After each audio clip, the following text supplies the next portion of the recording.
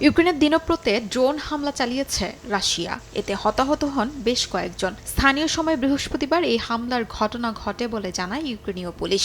হামলায় বেশ কয়েকটি গাড়ি ও ভবন ক্ষতিগ্রস্ত হয়। একই দিনে রাশিয়ার পার্ম অঞ্চলের একটি শিল্প স্থাপনায় ইউক্রেনের ড্রোন হামলার খবর পাওয়া যায়। তবে এতে কোনো হতাহত হয়নি বলে জানিয়েছে স্থানীয় প্রশাসন। সামাজিক যোগাযোগ মাধ্যমে ছড়িয়ে পড়া একটি ভিডিওতে হামলার স্থান থেকে বড় ধোঁয়ার কুণ্ডলী উঠতে দেখা যায়।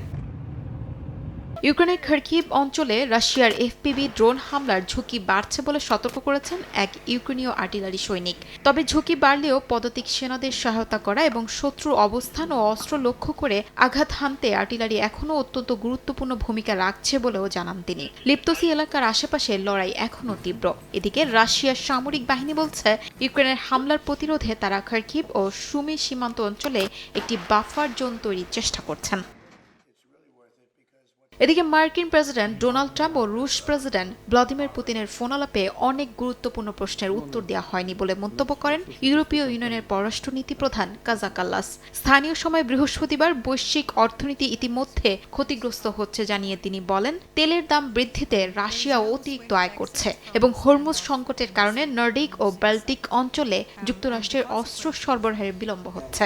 এস্তোনিয়ার সারেমা দ্বীপে অনুষ্ঠিত বৈঠকে আঞ্চলিক নিরাপত্তা পরিস্থিতি নিয়ে আলোচনা করেন নর্ডিক ও বাল্টিক দেশের পররাষ্ট্রমন্ত্রীরা।